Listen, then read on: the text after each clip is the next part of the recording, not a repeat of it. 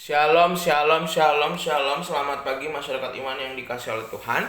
Hari ini kita akan bersama-sama kembali menuju penghujung tahun. Kita percaya bahwa Tuhan akan nyata dalam kehidupan kita, makin kuat, makin kuat. Dan biarlah kita bersama-sama boleh menjalani hari ini bersama-sama dengan firman Tuhan.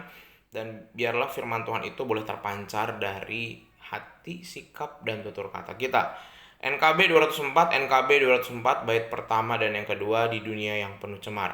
NKB 204 bait pertama dan yang kedua di dunia yang penuh cemar.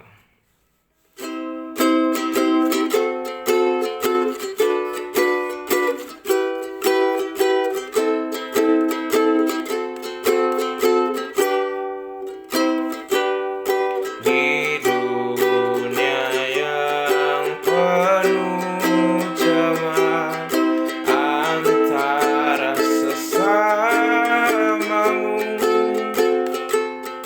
hidup saleh dan benar, nyatakan Yesus dalammu, nyatakan Yesus dalammu, nyatakan Yesus dalammu. Sampaikan firman dengan hati teguh, nyatakan Yesus dalammu.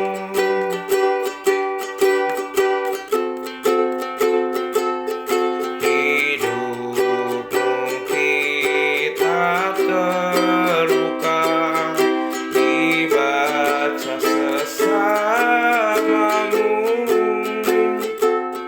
Apakah dia membacanya, melihat Yesus dalammu, nyatakan Yesus dalammu, nyatakan Yesus dalammu.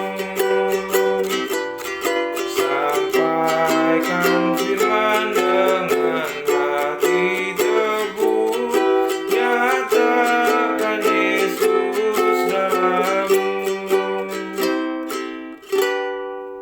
Kita berdoa.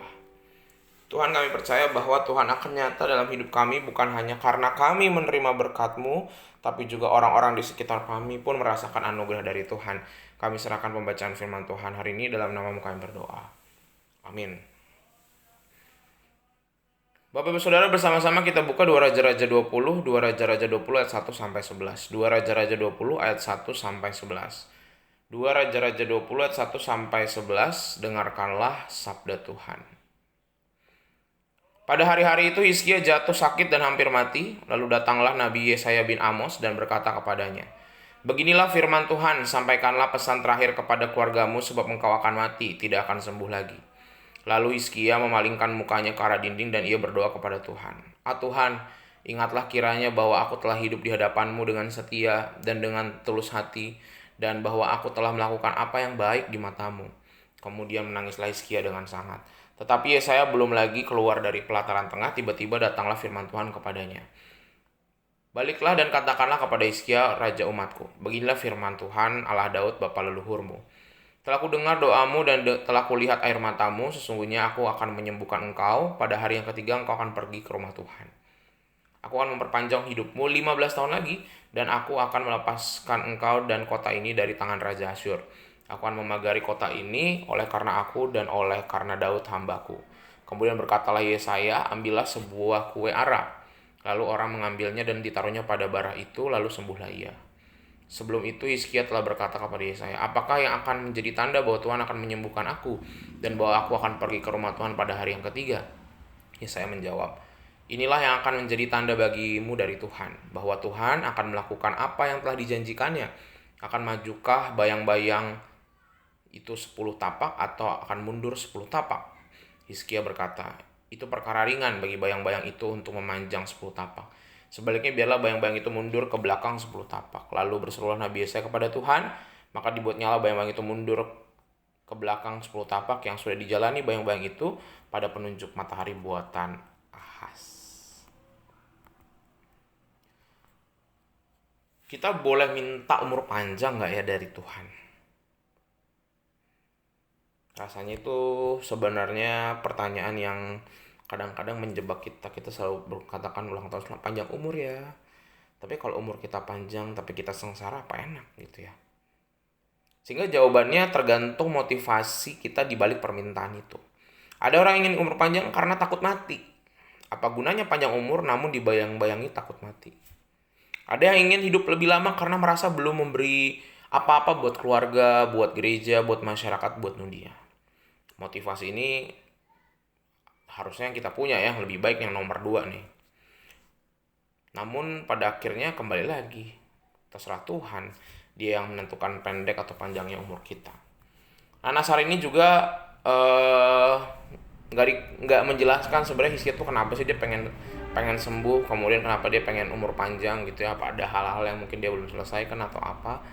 Tapi yang kita tahu bahwa Hizkia sampai nangis gitu, berarti kan dia pengen banget, dia nggak pengen pergi sekarang gitu, sampai dia nangis walaupun dia mengungkit-ungkit kan aku udah setia Tuhan. Sebenarnya ya pasti wajar lah, manusia ya pasti mengungkit-ungkit, tapi satu hal yang menarik adalah dia nggak marah-marah, dia menangis saking pengennya gitu ya. Dan Tuhan melihat air matanya Hizkia dan Tuhan memberikan, oke, saya kasih umur panjang tuh nggak dia jadi selamanya juga, cuma dikasih waktu 15 tahun. Itu juga 15 tahun tuh nggak kerasa, kelihatannya panjang ya, tapi sebenarnya itu sebentar. Sehingga keputusan Tuhan yang mengabulkan atau menolak permohonan Hizkia itu kembali lagi hak penuh Tuhan, bukan karena dia raja nih, karena dia bagus saya kasihan, bukan. Tetapi respon Hizkia terhadap doanya itu tanggung jawabnya Hizkia.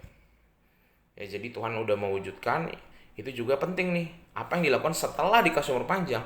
Hizkia mau apa? Hizkia kan udah bagus nih. Sebenarnya ya kalau dia udah hidupnya benar, diambil Tuhan umur segini, sebenarnya udah oke. Karena kadang-kadang orang tambah panjang usia belum tentu jadi lebih baik, gitu kan.